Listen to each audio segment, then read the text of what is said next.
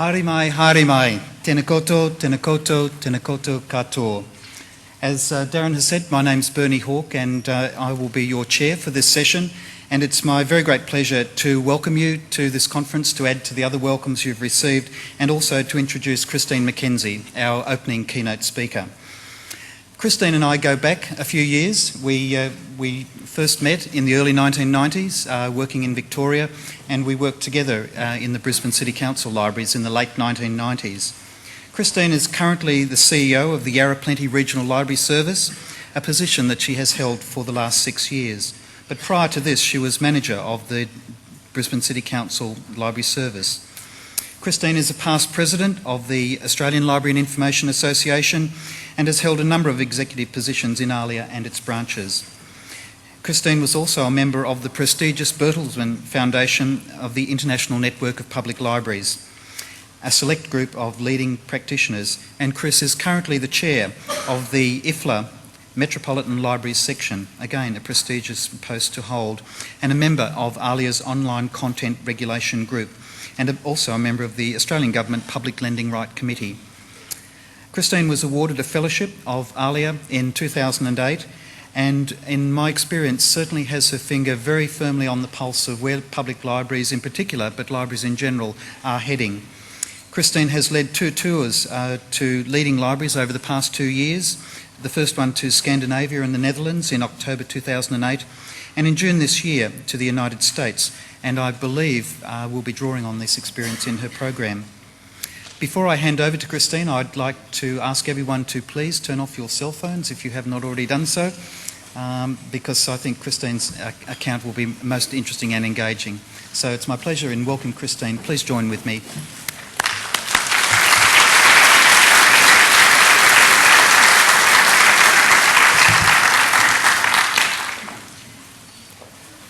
Thank you, Bernie.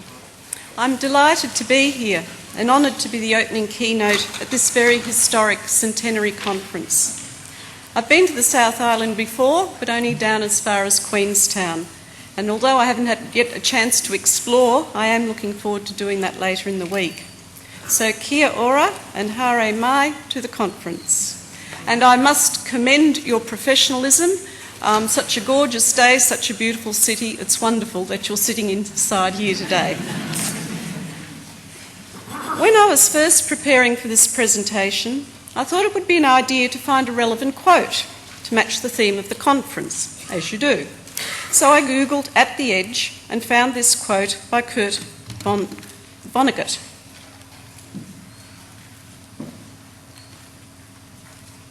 Should I be pointing it somewhere? I think maybe our technologies. Here we go. First thing passed. I want to stay as close on the edge as I can without going over. Out on the edge you can see all kinds of things you can't see from the centre. Big, undreamed of things. The people on the edge see them first. It seemed to fit the purpose, and I thought I could use this to good effect in my talk. But then, when I came to the pointy end of preparing the presentation and started thinking again about being on the edge, I decided that perhaps this was not a place I really liked being at all. I remembered a photo I had taken of myself around 15 years ago. And I can tell you that I did not look like this as I was perched on the edge of a small plane above Pakenham Airport one Sunday afternoon, 4,000 feet up in the sky. Has anyone here jumped out of a plane? A few people. Well, apart from the terror of being so far above solid ground, you don't just jump. You have to push yourself out with considerable effort so as not to end up tangled in the wing. I can tell you it is counter to every instinct of survival that you have. And I've never concentrated so hard in those and have my mind focused so much as on those 1.5 days when I did the training before the jump. Talk about having a need to know. And you are motivated. You've had plenty of time to think about it. You've signed your statutory declaration, witnessed by a Justice of the Peace, to certify that you are of sound mind and that you can kill yourself and you won't sue anyone if you do. So you crouch at the opening of the plane and you push yourself out, and then you do your counting, and blessed miracle, you feel the chute open. The next thing to figure out is where you're going to land. The spot on the ground is marked with a big white cross. Once you've located that, it is possible to actually enjoy the trip down, which is truly the most exhilarating thing I've ever done. You steer yourself towards the cross, and then you must be careful to land properly. If you don't, you risk being taken to Dandenong Hospital in the back of an ambulance and having pins in your ankle like my friend Ken did. And when you do land in one piece, you know if you can do that, you can probably do anything. So I decided that I disagreed with Kurt. Being on the edge is not the place to be, but landing safely after launching into the unknown, well prepared and with good equipment is. I think most people here today would agree libraries are on the edge. We are waiting to jump, but we aren't quite sure if we know where we're going to land, and it's most likely the parachute will open, but it mightn't. Today I will show evidence that indeed we are at the beginning of a new age and talk about what this means for libraries.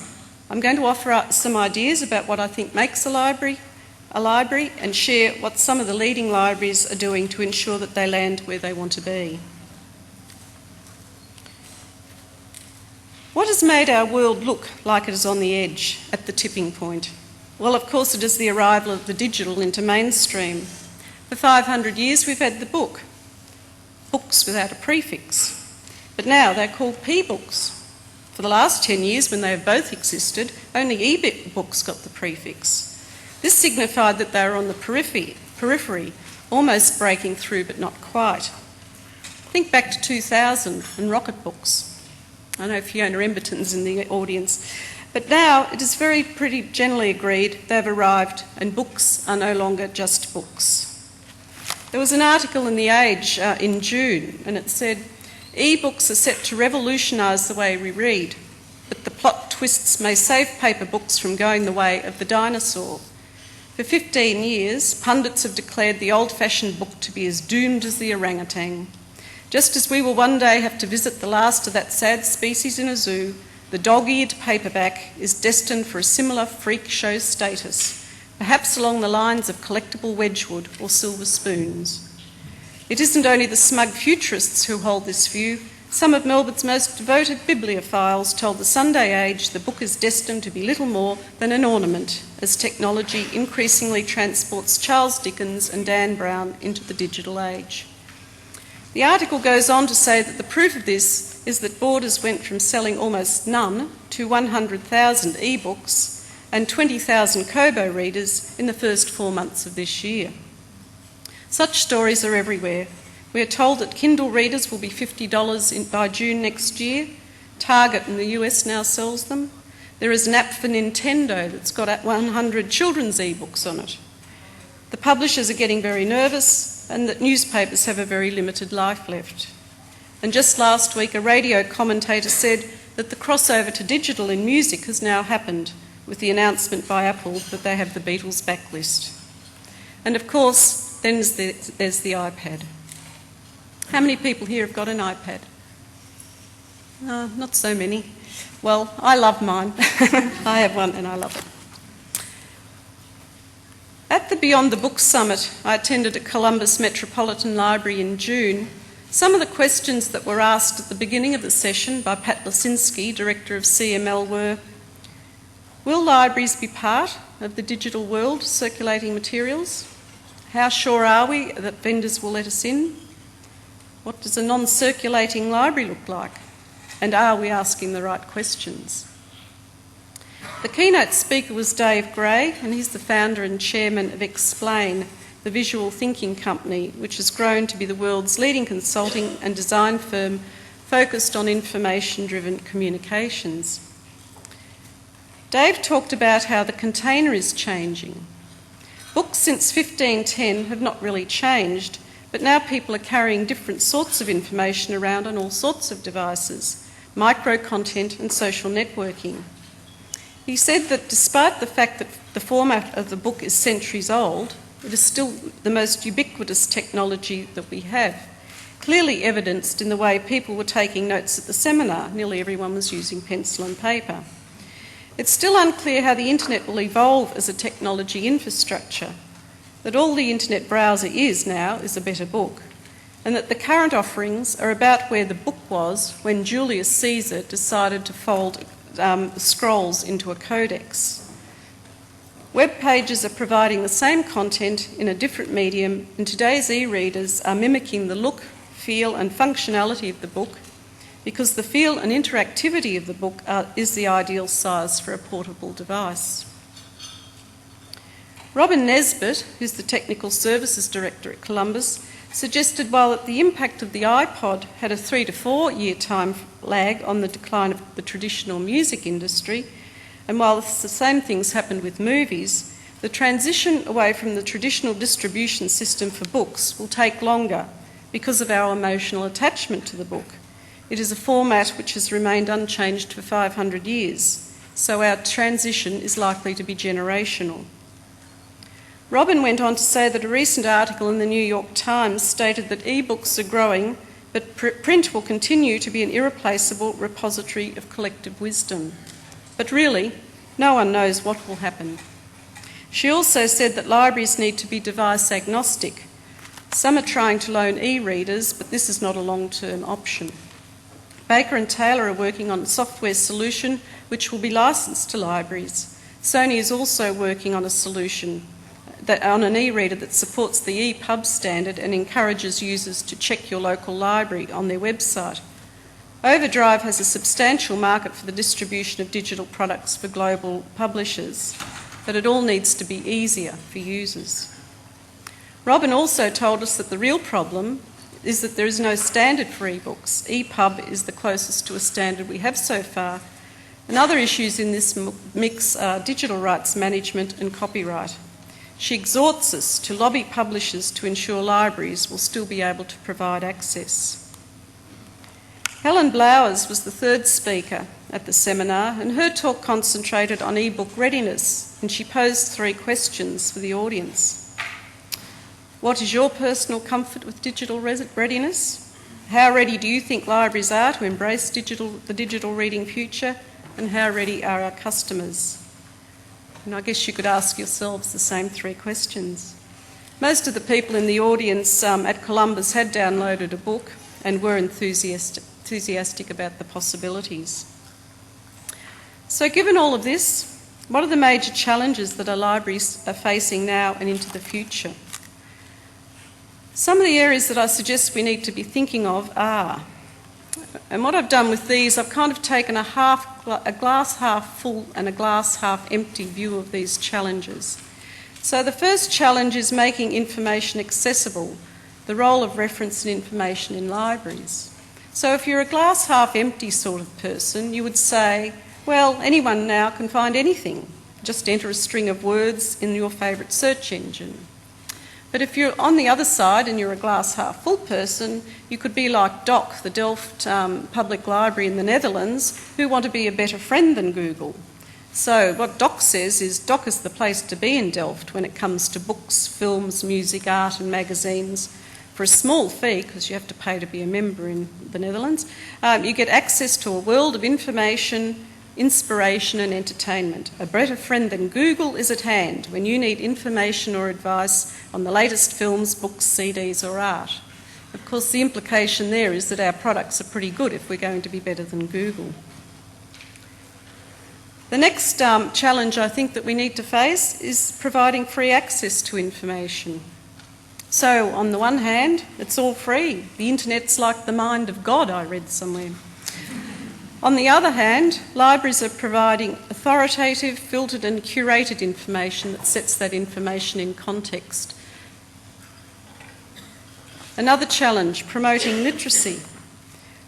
If you're a pessimist, you'd say, well, print is dead. Kids don't read books anymore.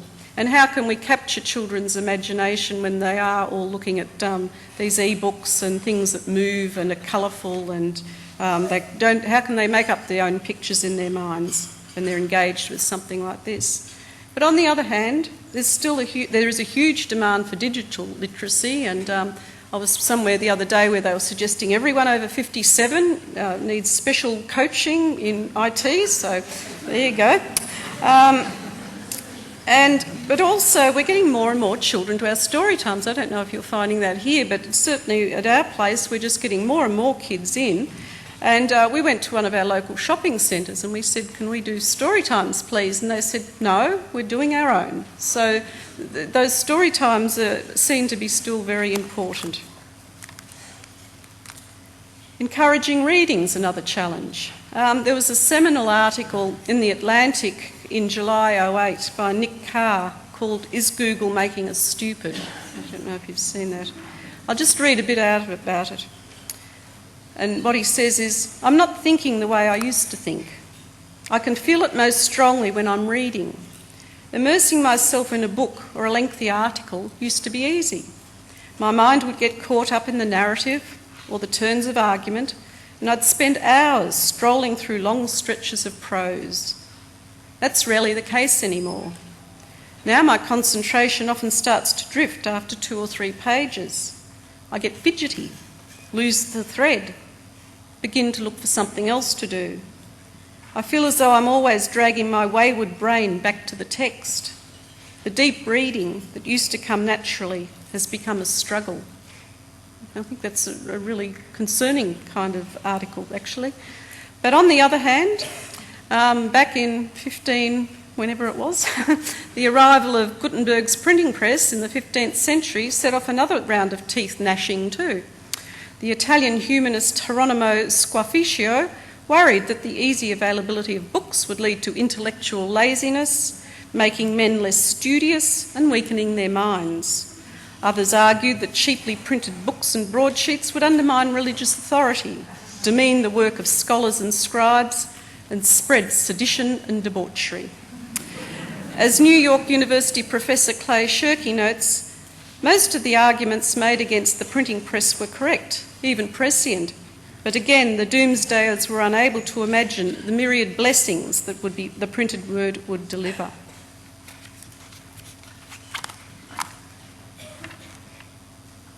The next challenge I think we have is around community connectedness and what makes a library, and what has a knitting circle got to do with the library. So we have all these programs and things in the library, and it's a bit hard sometimes to connect them back to the library's prime focus. But of course on the other side, the library is one place that is non-institutional, non-welfare and open to all. The free flow of information, another challenge. The spin, the staying on message, promoting the agendas of government to make sure you keep getting funded. I heard a story about a colleague, I won't say which library, but the state government put in a display on their transport plan that the city opposed, and she was getting phone calls saying, why have you got this display in the library? You know, it's against city policy, and of course she stood firm and was able to squash that. But it is an issue that people are afraid to perhaps speak out or put up controversial things. But on the other hand, I'm presuming that the fame of Chopper Read has spread across the Tasman. We're looking to get Chopper in one of our libraries. Probably if we'd had him, I'd have an even more interesting story to tell. However, just to remind you about Chopper Read, his name is Mark Brandon Read, and he's just released another book. Most characters like to call me Chopper. There are a few obscure theories as to how I got my nickname. Some reckon it was from an old cartoon, some say it's because I used to cut off the toes of others, while there are others that say it's because I had someone cut my ears off in jail. Maybe they're all right. Who really cares? For the record, it is because someone cut my ears off when I was in Melbourne's elite Bluestone College, more commonly known as Pentridge. For some insane reason, some upstanding members of that institution were out to hurt me. I summoned all my manners to politely suggest to the screws that I be transferred from H Division. They declined and said that there was no way I was going to get a transfer, so I made the simple decision that ears off equals transfer. Believe me, it works. So I think that's going to be an interesting person to have at our Lawler Library, but it's also going to draw people in who would never dream of coming to a library, and I like telling people my brother has only read one book in his life, and that was Chopper Read's autobiography. The monopoly on lending. Libraries have a monopoly on lending at the moment. but there's competition from new media, leisure time, reading for pleasure. There's a lot of competition there. And the other interesting thing is about lending materials, as Eppo von Nispen from DOC says, there's no second hand in digital. So libraries are in the second hand business, and how is it going to be when there is no second hand? And to that I really don't have a counter argument, I must say. And finally, the traditional library schools.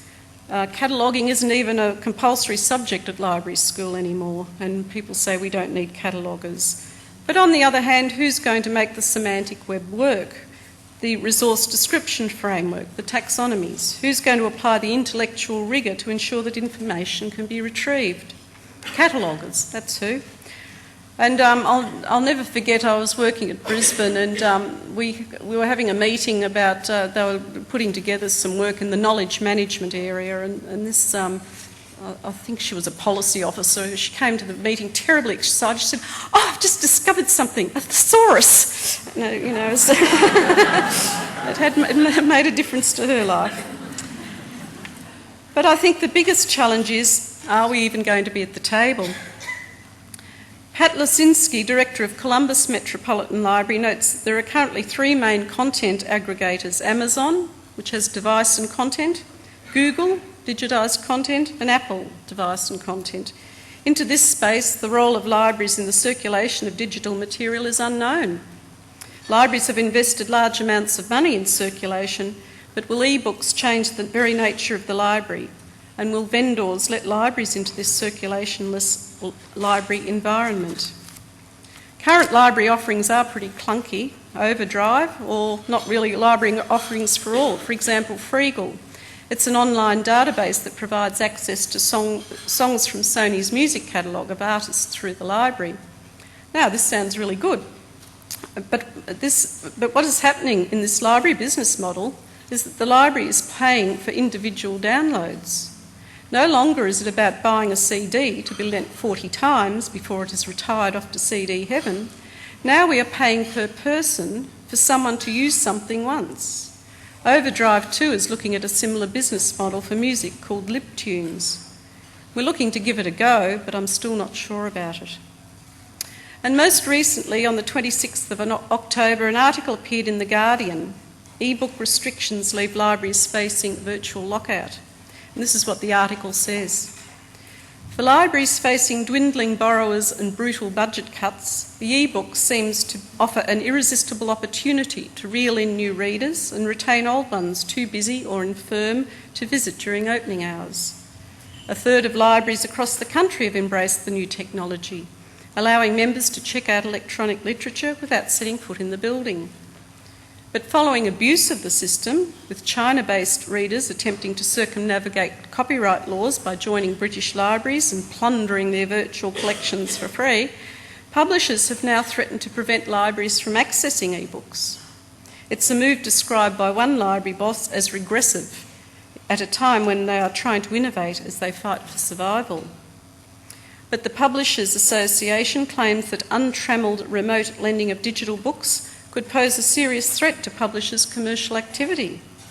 That is why it has just announced a clampdown informing libraries that they may have to stop allowing users to download e-books remotely and instead require them to come into the library premises, just as they do to get traditional print books, arguably defeating the object of the e-reading concept. This indeed is very worrying, and we're getting some of this in Victoria. Public libraries were told by one publisher. We used to have a consortia called Gulliver in Victoria where we provided online databases. Because it wasn't being terribly well used, a number of libraries stopped getting it, and they put up instead a link to the state library saying you can join the state library and get access to this material, and they were told to stop doing that. So it's quite a worrying trend, I think. So the next part of my talk, I want to talk about what makes libraries good at what we do. What is our special about us? What's our unique selling propositions? The most significant international statement about public libraries is the UNESCO Public Library Manifesto. This states the public library, the local gateway to knowledge, provides a basic condition for lifelong learning, independent decision-making and cultural development of individual and social groups. So what do these worthy and noble sentiments actually mean on the ground to us in New Zealand and Australia? Here are my top 10 things about libraries. Firstly, we've got stuff, we've got content. The most striking thing we noticed on our tour to the USA, undertaken in June this year, was the large collections. And I know from my visits to New Zealand libraries, you too have got lots of good stuff. Columbus has a mantra for their library shelves: flush and full. Brisbane Square Library is a beautiful, buzzy library with lots of stuff, screens showing news and sports, games, books and magazines. I visited a new living and learning centre in our area last month. It's a resource for a new community, and it's a beautiful modern building. But it's soulless. It seemed to me purposeless. It has no content. It is badged as a community learning space, but it gave off none of the visual cues that a library does. And it struck me again what good places libraries are. The content we have is cultural, informative, educational and recreational. The range of material at your local public library should take your breath away. Second best thing about libraries, we foster literacy. Now firstly, just to set this story in context, it's from Ohio in the USA, where children don't start school till they're 6, and there's no easily available and accessible preschools as we know them, certainly in Australia, and I presume you do too. So Ready to Read is one of the many literacy programs run by Columbus Metropolitan Library. The program is based on the philosophy that parents are the child's first teacher and aims to encourage parents to assist children to identify 6 key literacy skills so that by the time children start school, they can keep up with the formal education program. The program specifically targets at-risk and at-risk children and has become large enough to operate as a separate outreach division comprising 17 full-time equivalent staff. Funded through grants and donations, the program runs 3 bookmobiles and 4 vans that visit 53 sites, including apartment complexes and doctors' waiting rooms and welfare offices. Pat Lasinski, the director of Columbus, told us how absolutely vital this service is in breaking generational illiteracy and poverty, and how staff are reading stories to people who have never been read to themselves. And so what the staff are doing are reading stories to the parents so they can see the joy of being read to and then pass that on to their children, because they say, how could someone instill the love of reading in a child if they can't read and have never experienced the delight of being read to? Another story is about Yarra Plenty. We run a small program during Australian Library Week to promote reading that got us great publicity. We partnered with the then Metropolitan Railway service provider Connex and gave away free discarded books and library brochures to morning commuters. After a successful debut at one railway station, this program was extended to other stations. The books were added to the Book Crossing site, which is a website that tracks your journey across the world. And hopefully we can just have that now, thanks.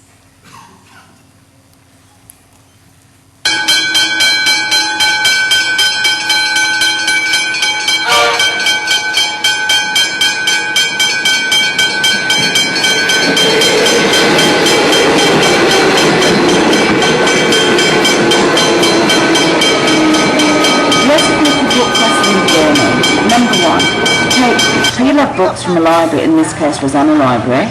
Number 2, label books with pre-registered book crossing tags. Number 3, hand out books at Rosanna Railway Station with approval from Connex, of course. Number 4, travellers read and hopefully enjoy book. Number 5, travellers log on to www.bookcrossing.com and leave feedback about the book. Number 6, leave in a public place, the book to be released into the wild to begin another journey. This is the story. Yeah, now we're at Rosanna Railway Station and it's still 7:30 in the morning and freezing cold. And I'm just waving to the lady in the kiosk. She'll be in the film shortly. So if they can get like that, look. refuses to show her face in public. She's actually a runaway from something. And she's in hiding. We can edit all this anyway. So I just want you to sound you, but you're not going to be on.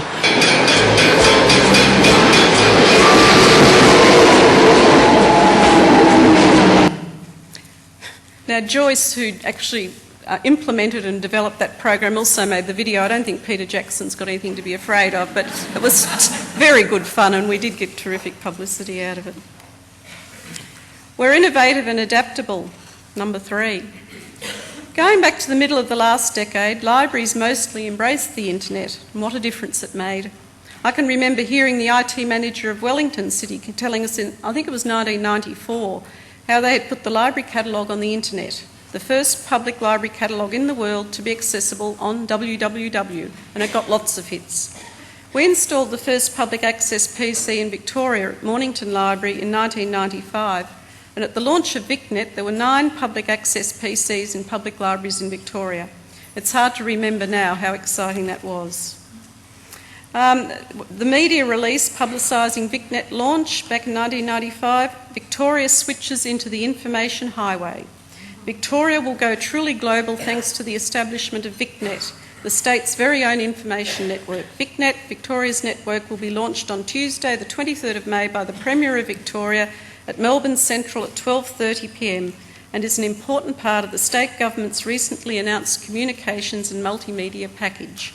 Designed and established by the State Library of Victoria and RMIT, VicNet aims to empower Victorians to create an electronic environment where they can find information and share information and communicate locally and globally. Only 15 years ago. Andrew Wen, in his PhD thesis on the library and the internet, an interpretive study of the State Library of Victoria, which I serendipitously found when I was Googling around looking for material on this, said, throughout all the speeches, we can detect optimism that this new technology would transform not only the lives of Victorians, but Victorian library services. It would open Victoria to the world and provide a portal through which the world could become aware of Victoria, its potential and its advanced technological status. Through all of this, the government is hoping to increase investment in Victoria and bring improved employment opportunities for Victorians. It was, in short, a dream come true. And he quotes me and a paper that Alison Trembath and I gave at the Vala Conference in Melbourne in 1996. Unless public libraries continually redefine themselves and see their broad business as information and recreation, not books, we will end up exactly the same way as the mechanics institutes and the subscription lending libraries. Our libraries were seen very much as book lenders, both by our major stakeholders and by our patrons. It seemed important to me that we should redefine ourselves as information providers and navigators. And Wen said that he has utilised this quote in his master's thesis and several other places because he felt then, and still feels now, that it summed up the essence of how librarians and libraries saw the advent of VicNet. We were early adopters at Mornington Peninsula because we wanted to modernise the library's image and redefine our place. And I can still remember the excitement when Alison Trembath and I met with Gary Hardy and Don Schauder, and I reported that we emerged infused with the contagious enthusiasm of the VicNet staff and returned back determined to be part of the action. So subsequent to these discussions, NepeanNet was established, which had ties then back both to the local Mornington Peninsula community and to VicNet. The reason I've spent so long on the history is that I wonder if there are not lessons to be learned by public libraries from the way that we embraced and were excited about the World Wide Web and the current place we find ourselves in. And I have to say that I don't get the same sense of anticipation and enthusiasm with this new wave of technology as we did back then. Maybe it's just because I'm older, or even the excitement there was in libraries around the advent of Web 2. Here you are, Stephen. Yarra Plenty embraced Web 2.0 technologies with gusto, and we integrated Chili Fresh and Library Thing into the library catalogue to enhance content and enable borrowers to add their own reviews. We've facilitated Web 2 online courses based on Helen Blauer's 23 Things program and trained over 3,000 people from all over Australia, including 1,000 public library workers in Victoria and hundreds of school librarians in Victoria and New South Wales. Our latest foray is mobile computing, and we're about to turn Boopsy on. If nothing else, I think we chose it because of its name. This is a multi-platform mobile app for smartphones that allows clever catalogue searching. So it's something called Smart Prefix. So once you start typing, the results change, and this is very sophisticated searching. And the ability to renew and place holds, check out programs, events, library news, branch hours, and new books. It's got a GPS locator, so it'll show you your nearest library and provides access to social media, to Facebook and Twitter. We're a trusted brand. This is the fourth USP that libraries have. I've been thinking about what makes a library, especially after visiting that Living and Learning Centre I told you about earlier. But are these libraries? Far Rockaway in Queens is badged as a library. It's solely for teenagers, and it's run by Queen's Public Library in New York. But it has no books, it has no librarians, it has computers, games, magazines and youth workers. Is it a library? The meeting point at Lassa Palazzi in Helsinki is an information desk for internet services and technology. It provides courses and information sessions, employment and recruitment services, workspaces with multimedia workstations and Wi-Fi. There is a laptop doctor who will fix your laptop for free. No books. The National Library Board of Singapore is working on a prototype book dispenser that will be located in various places around the city.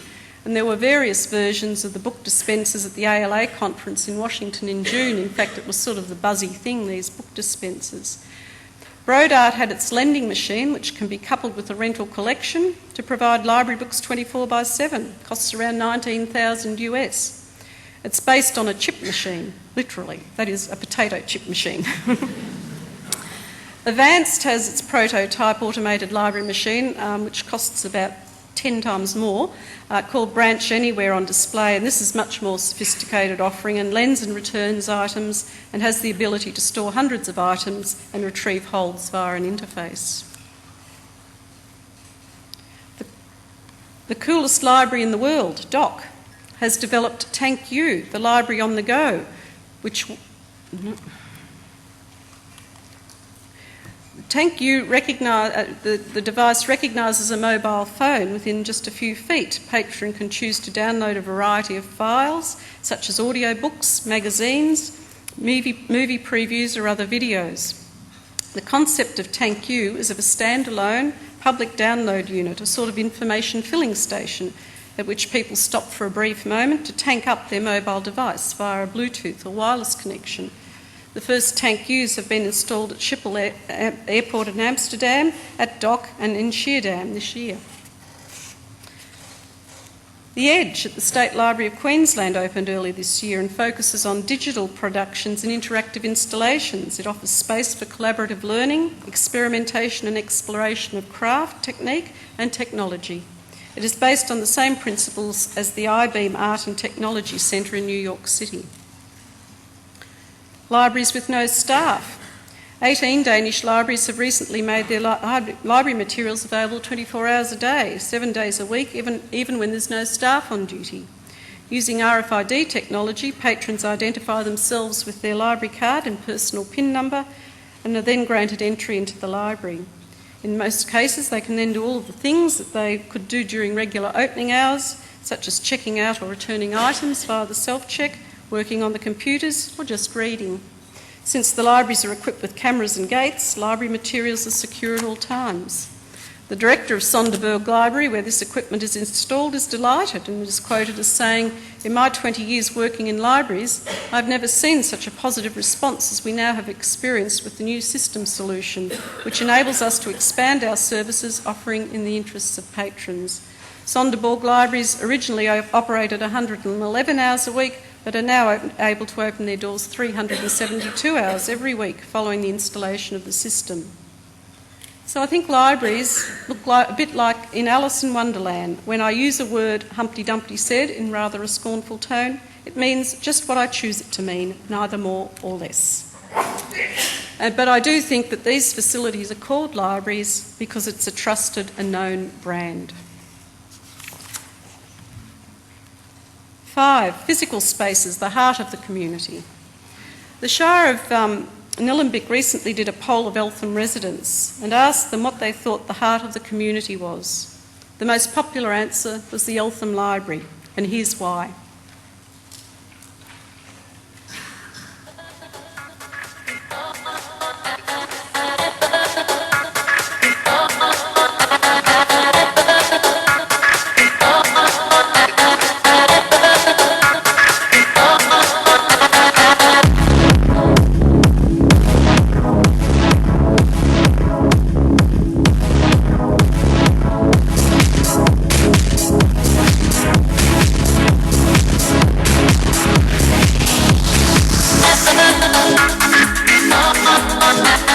Hey, welcome to Eltham Library. Do you want to come through?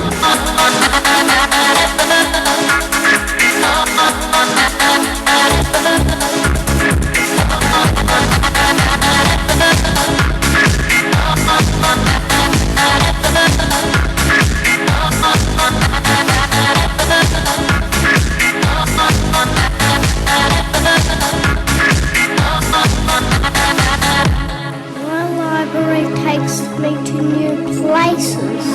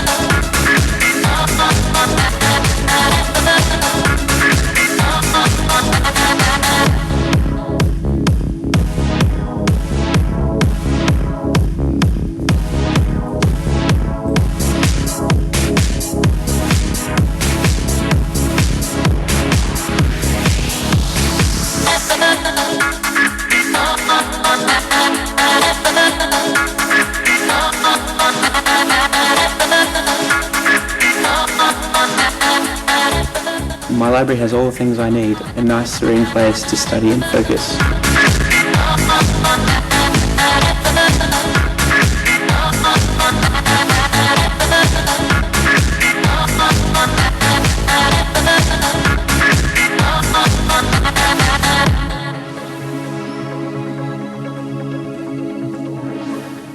My library provides material in my language and 13 other languages and holds social and useful language cafes.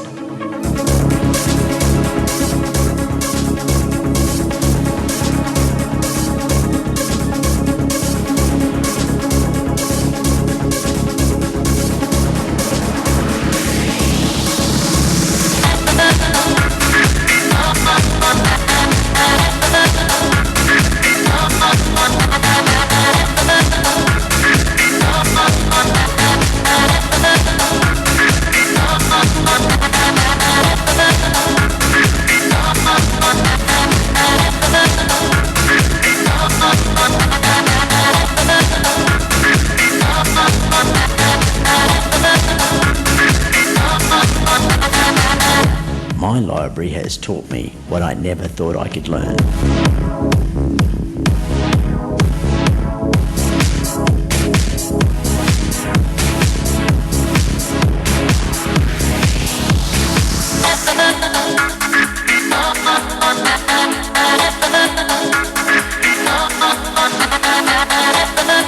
My library has allowed me to meet new and interesting people in my community and learn so many new things.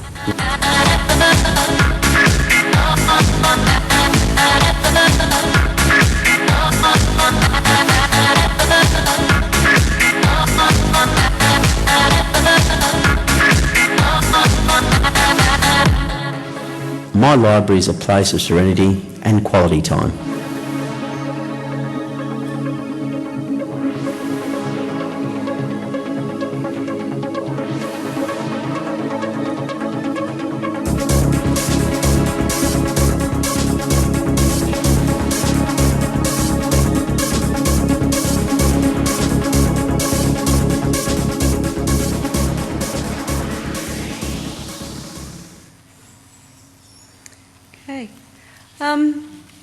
Inga Lunden, the director of the Stockholm Public Library, says that the library is a space to be alone with others. And I think that that's something too. To test this, I googled being alone in libraries and unearthed this thread from a young student's blog. Today was my first time being alone. By being alone, I mean the only one I knew, and it was so awkward. Has anyone else had a weird library experience? I was just doing some homework, but it's like everyone else who was there was alone too, and there was this really strange unmentioned silence. And someone else came in and said, I love going to the public library by myself. In fact, I don't think I've ever enjoyed being in a library with others. And someone else said, I love that silence because it gives me room to think and calms me down so I can really take time to look through the books. Libraries are a great place to be alone. And the last one, I've only ever been there by myself. Why is it awkward? Libraries as tourist attractions. The Amsterdam Central Library, the OBA, is a magnificent new building in a prominent position close to the Central Railway Station in Amsterdam. It's the largest public library in Europe at 28,000 square metres, over 10 floors, and it was opened in 2007 after 10 years of planning and building. The concept of the new library was to transform from a lending library to an adventure library. The most impressive feature of the library is its size and the quality of its fit-out. It's the highest public point in Amsterdam and many visitors come from the view of the city. The escalators lead the visitor up through the building, ensuring that all levels are visible and easily accessible. The children's library is just magical. It has small storytelling areas, a craft room that's set up permanently. There's a radio station there that broadcasts in the afternoons, and people are invited to come and have their say about the issues of the day. There's a grid for IT on all floors, and the entire building's wireless. There are 600 PCs, many of them Apple Macs. The conservatorium is next door to the OBA, and students use the library heavily, often playing in the library and using the music rooms, creating a real cultural space. There's also a professionally designed theatre that seats 270. The OBA costs €1 million per month to operate. The library director acknowledges it's a lot of money, but it also emphasises to the funders that it's cheap for what they get. The library gives back a lot to the city and is the most popular building in Amsterdam. Wi-Fi is changing the use of library buildings. Dan Hill from Arup has been working with the State Library of Queensland, and in order to understand how people are using the library, he analysed the use of wireless internet provision and how it's activated spaces that would otherwise be empty. He found that the Wi-Fi was being used almost 24/7, and that was only between 3 and 4 o'clock in the mornings that it was not being used. He described how people will seek out nooks and crannies, seats, floors, tables, any furniture to create small spaces for themselves and their laptops. And a popular place is the Knowledge Walk that is accessible 24/7. It's a covered walkway that leads through the library with the added attraction of PowerPoints. People work singly and in groups, and many of them look like backpackers and tourists. Dan's observations showed that people using the library space and Wi-Fi for business study and social networking. 94% of people surveyed told him that the provision of free Wi-Fi encouraged them to use the library.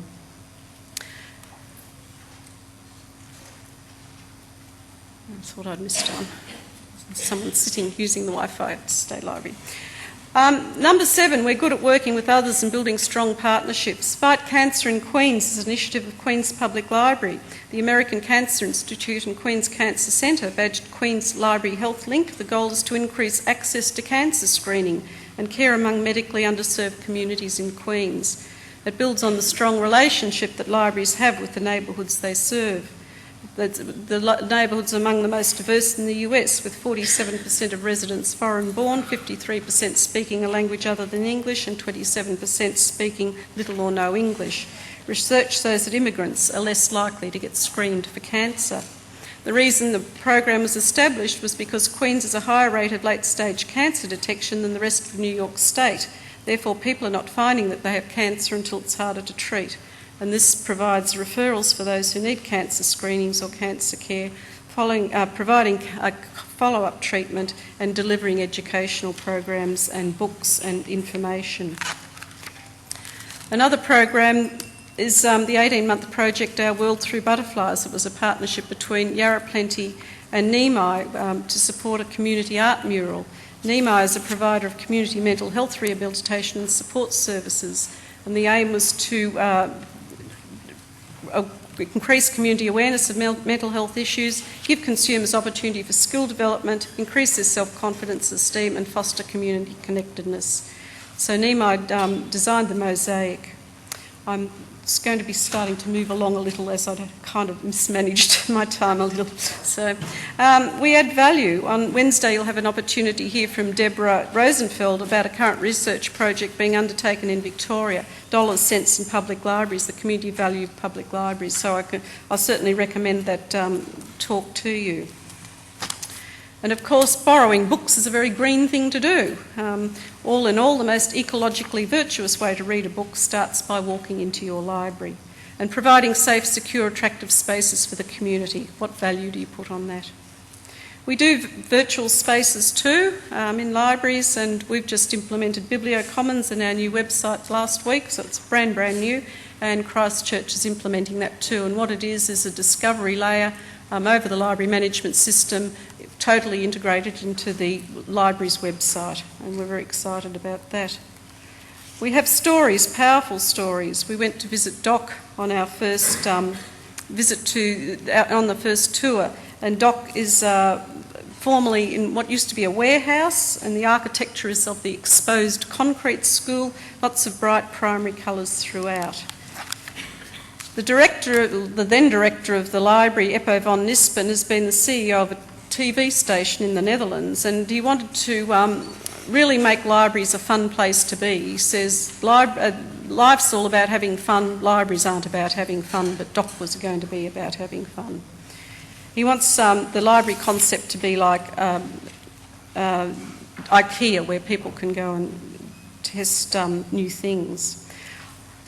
At the Metropolitan Library Section meeting in Zagreb in May, Hetidza Demeric, who's the library director of the Sarajevo Public Library, told us a very powerful story, and I will play this.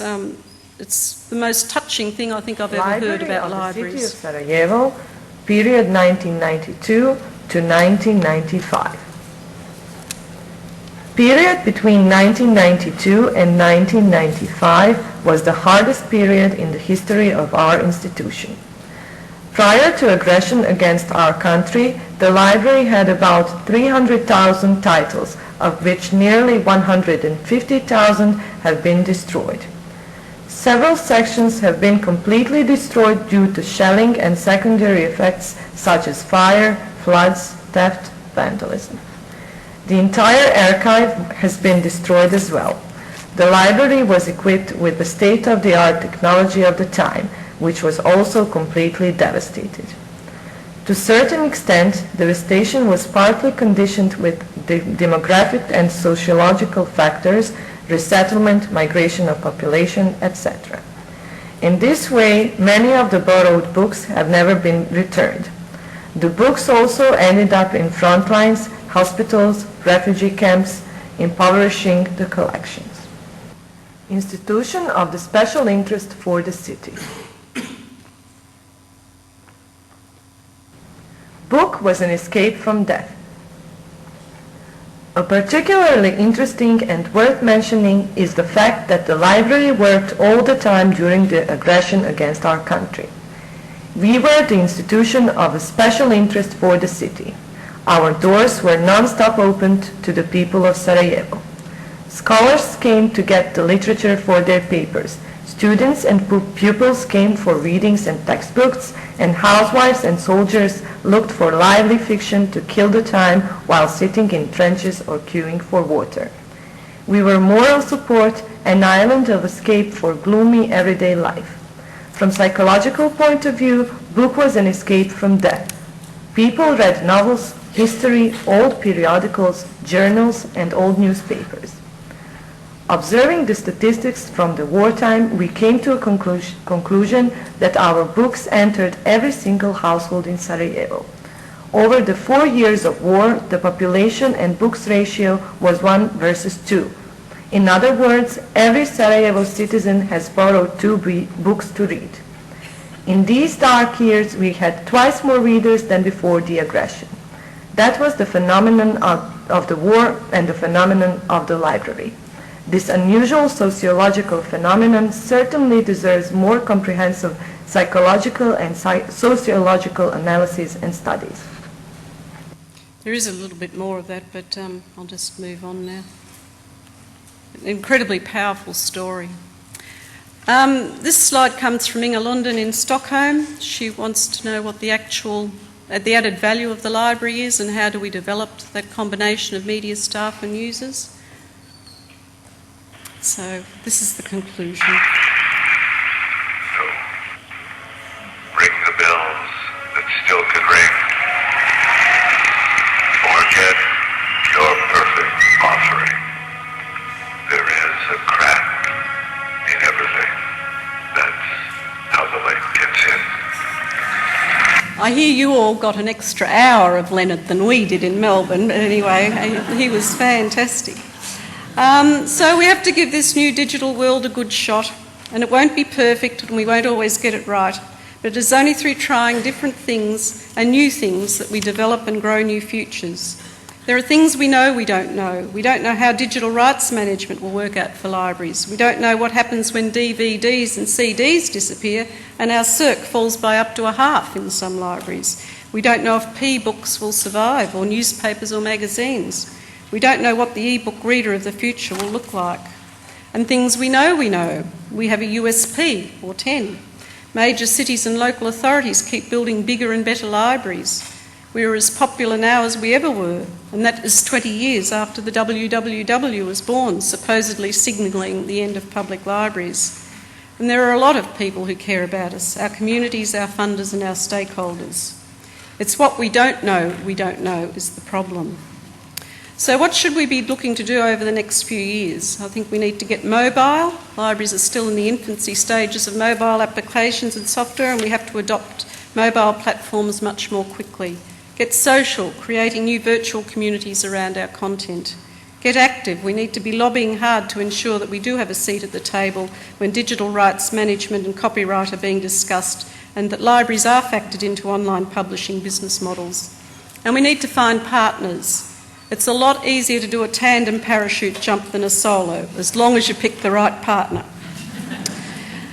And as one of my favourite CEOs was fond of saying, fortune favours the prepared. So be properly equipped, be brave, and find the right spot and land safely. Thank you.